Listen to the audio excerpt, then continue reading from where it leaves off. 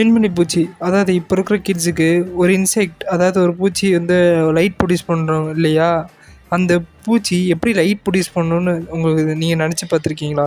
இந்த பூச்சிக்கிட்ட லூசிஃபர்ன்னு ஒரு மாலிக்யூல் இருக்குது. அதுவும் ஆக்சிஜனும் ஏடிபியும் சேர்ந்து லூசிஃபரேஸ்னு ஒரு என்சைம் இருக்குது. அதனால் இந்த ரியாக்ஷன் இன்னும் ஸ்பீடப் பண்ண முடியும். அதனால் இந்த லூசிஃபர் மாலிக்கு ஹெல்ப் பண்ணும். ஸோ அதனால் இதுதான் மெயின் மாலிக்யூல் லைட் ப்ரொடியூஸ் பண்ணுறதுக்கு. அப்புறம் ஆக்சி லூசிஃபர்னு ப்ராடக்டாக கிடைக்கும். அதனால் நமக்கு லைட் விசிபிளாக நம்ம கணக்கு தெரியும். எல்லா ஃபயர்ஃப்ளை, அதாவது எல்லா மின்மினி பூச்சியும் லைட் ப்ரொடியூஸ் பண்ண முடியாது. சிலது மட்டும்தான் ப்ரொடியூஸ் பண்ணும். இது ப்ரொடியூஸ் பண்ணுற லைட் பேர் கூல் லைட்டுன்னு சொல்லுவாங்க. ஏன்னா இது பல்பு மாதிரி ஹீட் ப்ரொடியூஸ் பண்ணாது. இது ஏன் ப்ரொடியூஸ் பண்ணுதுன்னா கம்யூனிகேஷனுக்கு, இனப்பெருக்குக்கு, அப்புறம் மித்த அனிமலை பயமுறுத்துறதுக்காக தான் இது ப்ரொடியூஸ் பண்ணுது. இப்போ நம்மக்கிட்ட நிறைய லைட்டும் ஏர் பொல்யூஷன் நிறைய இருக்கனால இதெல்லாம் நம்மளால் பார்க்கவே முடியல.